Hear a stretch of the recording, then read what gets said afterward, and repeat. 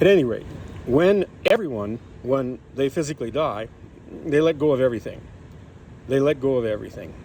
And, I believe that. I believe that's true. That you have to let go of it to to get out of here. That you can't hold on to your anything else. I could be wrong again on that, but I'm pretty sure that in the whole things that have been set up as far as dying to ideas and dying to beliefs and stuff like that, it all seems to be the same process. The Kubler-Ross one of anger about it, denial, bargaining, trying to change your patterns, eventually depression, where you finally see that there's no way to go. You after trying to go back to the other three stages over and over and over and finding no help, no respite, and coming back even faster and faster to the realization of depression, and you stay there until you accept depression, and then once you accept depression, then you accept and you pass on. And I think that's probably very, very peaceful and loving. But I don't, my experience on those other states, they're not very peaceful and loving. No, they're not. They're very, very difficult because they're all about holding on to control, holding on to management, and even the slightest control. Like say, you were a loving mother. All right, you're not a loving mother. You're the light of the world. You don't even have any idea how great you are and what you were brought here for.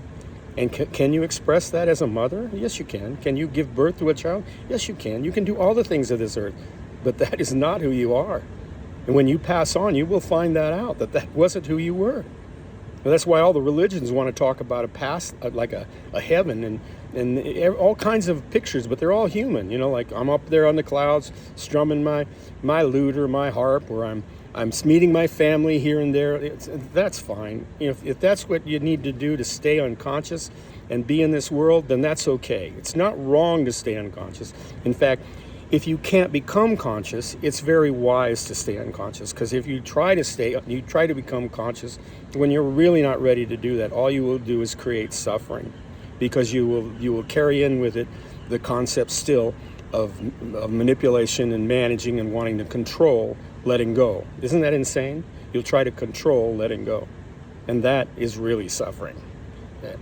So, but those of you who are listening to me who are coming through this, and you're realizing that you can't go back. Once you start waking up, you can't go back. You're going to realize that all the forms of entertainment, that everything about this world that distracted you from seeing the beauty and the wonder of the world au natural, of spirit, au natural in front of you, as you did as a child, okay, none of that's going to work anymore. And in fact, part of that's one of the things I'm going through right now. I'm sharing that with you. That I've been going through it for about, 10 months now. It's like another dark night of the soul, where it seems like what I'm losing this time is my idea and my concept of self, that I'm here to somehow placate or entertain or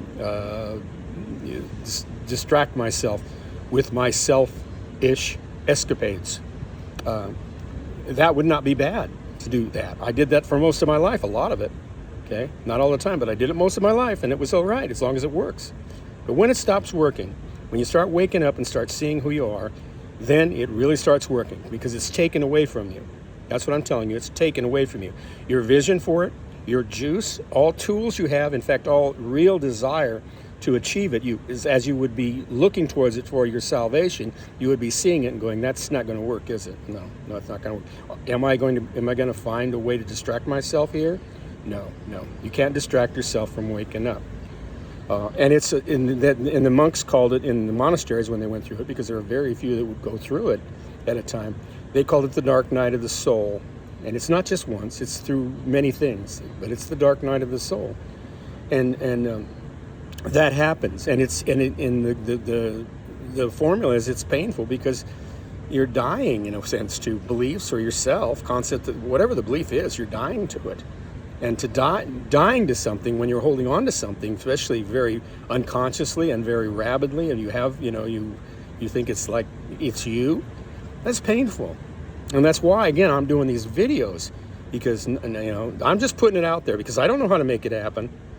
But I do know from my experience, the limited experience I've had, but I've had experience in it, is that when groups get together and with a conscious attitude and a willingness to come through like a dark night of the soul together, to share, to listen, and to turn it over together, it's beautiful.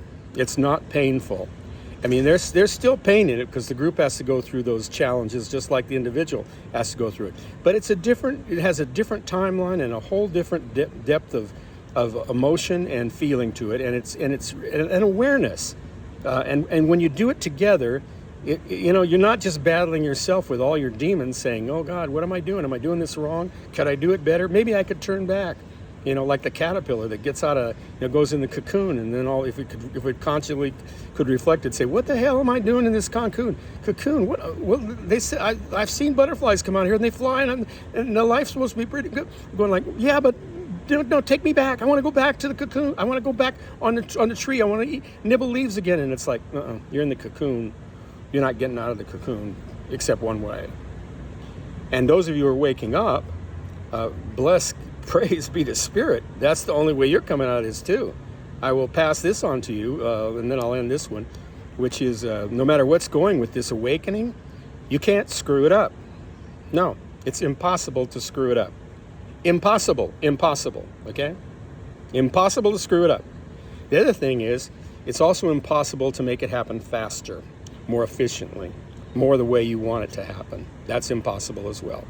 So you might as well just accept the fact that if you're going into it, you just started to wake up and you're going to go through you're like in that cocoon, okay? And you're going to come out of that cocoon and you're going to be safe and you'll be transformed through the process of the cocoon and coming into the world in a new way. And you're not going to make that happen. It's going to happen to you. That's all for now.